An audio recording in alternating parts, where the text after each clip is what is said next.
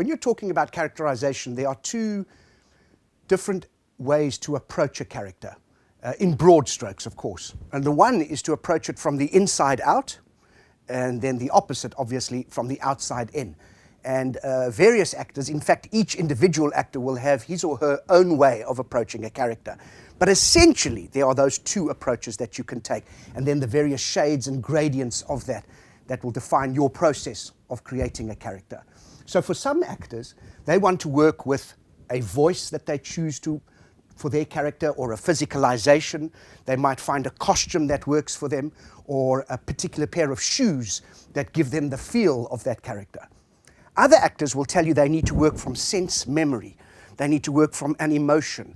They need to work from an inner truth. And then if they find that accurately enough, it will start to determine what the physicality or vocal mannerisms of their character will be. There's no right or wrong. What's exciting about the world of storytelling is that there are hundreds and hundreds of roads that lead to the same place. And in fact, sometimes the road is a little craggy footpath filled with thorns and strange challenges. Sometimes it's a beautiful, clear path. But ultimately, if you keep pushing along that path, you get to your destination. So, what are we looking for in terms of characterization? Well, there's so many tools available to people when creating a character. If you're looking from the outside in, you have the shape of your body, which you have as a person anyway. You can't change that. But then you can use the shape of your body in various ways. So, how you stand, how you position yourself, how you move through space. You will become aware of yourself as well. What are your traits that you use in terms of how you walk? Do you lope?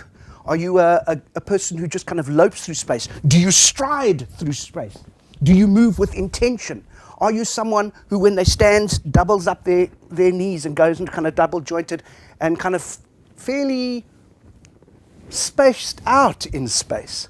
Are you someone who stands forward on his toes? I used to have a teacher when I was at school many years ago who used to walk on his toes.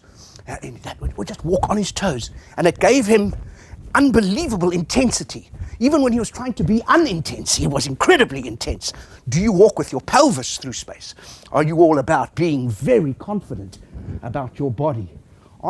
Have you noticed how very tall people sometimes hunch down so that they can be the same size as the people around them, which makes them look a little shyer or less secure than perhaps they are? Have you seen little people who are little firecrackers and who move around in space because they want to be known and seen? How do you hold your chin? Do you lead with your chin? Do you lead with your nose? Is your head receded that you don't actually? Are you constantly moving your head? Are you a very still person who hardly moves at all? Is there great power in stillness? Is there great power in always moving? So you become aware, and as you become aware of that, you then start thinking about pace and rhythm in relation to those movements. When I've played big lead parts in a play, and I'm on stage a lot, I have to become aware, because I'm being seen for a large amount of that play, of not just doing the same thing for 2.5 hours. What are the textures and detail, the specific details that a character might engage in physically? So, for example, what are you doing with your hands? Are they always in your pocket? If they're on a desk, are they strumming? Are you playing with your wedding ring? I did a play called Oleanna, which was about power struggles and the dynamic between someone who had a high status and someone who was a learner, a student who felt very insecure. That dynamic was based and became very tense at a certain point in the play. I decided one of the things that my character would do was to constantly fiddle with his wedding ring the more anxious he became. Was that about feelings of infidelity, distrust, insecurity? Was it about reminding her of his status and his power? You can ask an audience to project all kinds of meanings onto that if you give reason and choices towards your physical activity.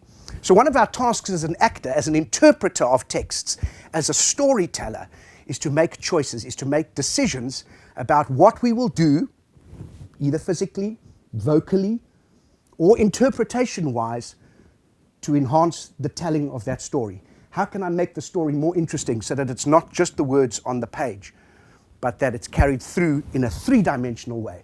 Start observing all the people around you, because the wonderful thing about creating a character is that all the resources are around you. Every single person in your immediate family, your friendship circles, in your schools, in your universities, in the public streets in which you work and move through, all of those people are playing characters. We are all characters in a bigger story.